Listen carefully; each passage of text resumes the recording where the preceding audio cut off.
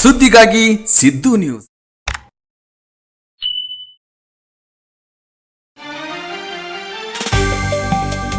ಸುದ್ದಿಗಾಗಿ ಸಿದ್ದು ನ್ಯೂಸ್ಗೆ ಸ್ವಾಗತ. ನಾನು ಮುನೀರ್ ಅವಟಗೇರಿ. ಮುದ್ದೇಬಿಹಾಳದಲ್ಲಿ ಅಂಜುಮನ್ ಎ ಕಮಿಟಿ ವತಿಯಿಂದ ಬಹುನಿರೀಕ್ಷಿತ ಚುನಾವಣೆ ನಡೆಯುತ್ತಿದೆ. 2018ರ ಬಳಿಕ ಇದೀಗ ಮತ್ತೆ 2026ರಲ್ಲಿ ಚುನಾವಣೆ ನಡೆಯುತ್ತಿದ್ದು, ಚುನಾವಣಾ ಪ್ರಕ್ರಿಯೆಗೆ ತಾಲೂಕು ಆಡಳಿತ ಸಕಲ ಸಿದ್ಧತೆ ಮಾಡಿಕೊಂಡಿದೆ. ಒಟ್ಟು 10 ಮತಗಟ್ಟೆಗಳನ್ನು ಸ್ಥಾಪಿಸಲಾಗಿದ್ದು, ಪ್ರತಿ ಮತಗಟ್ಟೆಯಲ್ಲಿ 4 ಮತದಾನ ಕಂಪಾರ್ಟ್ಮೆಂಟ್ಗಳನ್ನು ವ್ಯವಸ್ಥೆ ಮಾಡಲಾಗಿದೆ. ಮತದಾರರು ಯಾವುದೇ ಗೊಂದಲವಿಲ್ಲದೆ ಮತದಾನ ಮಾಡಲು ಅಗತ್ಯ ಸೌಲಭ್ಯಗಳನ್ನು ಕಲ್ಪಿಸಲಾಗಿದೆ. ಈ ಚುನಾವಣೆಯಲ್ಲಿ ಒಟ್ಟು 2625 ಮತದಾರರು ತಮ್ಮ ಹಕ್ಕು ಚಲಾಯಿಸಲಿದ್ದಾರೆ. ಇನ್ನು ಒಟ್ಟು 67 ಅಭ್ಯರ್ಥಿಗಳು ಚುನಾವಣಾ ಕಣದಲ್ಲಿದ್ದಾರೆ.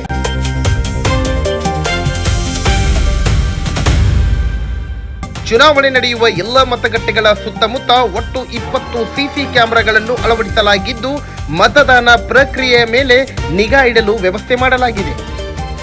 ಇನ್ನು ಚುನಾವಣಾ ಕರ್ತವ್ಯಕ್ಕಾಗಿ ತಹಸೀಲ್ದಾರ್ ಕಚೇರಿ ಸಿಬ್ಬಂದಿ 45 ಮಂದಿ ಚುನಾವಣಾ ಕರ್ತವ್ಯ ಅಧಿಕಾರಿಗಳನ್ನು ನೇಮಕ ಮಾಡಲಾಗಿದೆ.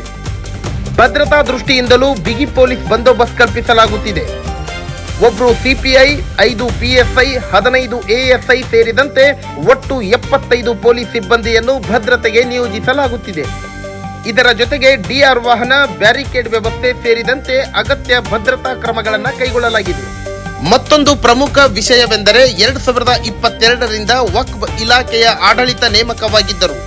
ಈ ಅವಧಿಯಲ್ಲಿ ಯಾವುದೇ ಚುನಾವಣೆ ನಡೆದಿರಲಿಲ್ಲ. ಇದೀಗ ಹಲವು ವರ್ಷಗಳ ಬಳಿಕ ಮತ್ತೆ ಚುನಾವಣೆ ನಡೆಯುತ್ತಿರುವುದು ಗಮನಾರ್ಹವಾಗಿದೆ. ಇನ್ನು ಮತದಾನದ ಸಮಯ ಬೆಳಿಗ್ಗೆ 8 ಗಂಟೆಯಿಂದ ಮಧ್ಯಾಹ್ನ 3 ಗಂಟೆಯವರೆಗೆ ಇರಲಿದೆ.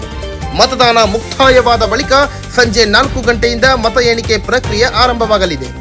ಒಟ್ಟಾರೆ 2625 ಮತದಾರರು, 67 ಅಭ್ಯರ್ಥಿಗಳು, 10 ಮತಗಟ್ಟೆಗಳು ಹಾಗೂ ಬಿಗಿ ಪೊಲೀಸ್ ಬಂದೋಬಸ್ತ್ ನಡುವೆ ನಡೆಯುತ್ತಿರುವ ಈ ಚುನಾವಣೆ ಫಲಿತಾಂಶದ ಮೇಲೆ ಎಲ್ಲರ ಕಣ್ಣು ನೆಟ್ಟಿದೆ. ಚುನಾವಣೆಯ ಸಂಪೂರ್ಣ ಮಾಹಿತಿ ಮತ್ತು ಫಲಿತಾಂಶದ ಅಪ್ಡೇಟ್ಗಾಗಿ ಸುದ್ದಿಗಾಗಿ ಸಿದ್ದು ನ್ಯೂಸ್ ಚಾನೆಲ್ ಅನ್ನು ಫಾಲೋ ಮಾಡಿ, ಸಬ್ಸ್ಕ್ರೈಬ್ ಮಾಡಿ. ಇದು ಸುದ್ದಿಗಾಗಿ ಸಿದ್ದು ನ್ಯೂಸ್, ಸತ್ಯದ ಪರ ನಮ್ಮ ಧ್ವನಿ.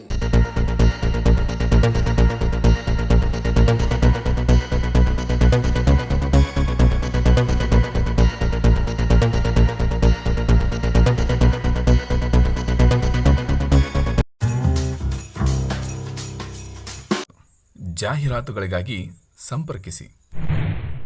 ಹೆಚ್ಚಿನ ವಿಡಿಯೋಗಳಿಗಾಗಿ ನಮ್ಮ ಚಾನಲನ್ನು ಶೇರ್ ಮಾಡಿ, ಹಾಗೆ ಸಬ್ಸ್ಕ್ರೈಬ್ ಮಾಡಿ. ಯಾಕೆಂದರೆ ನಮ್ಮ ಸುದ್ದಿಗಳು ನಿಮಗೆ ಬೇಗನೆ ತಲುಪುತ್ತವೆ.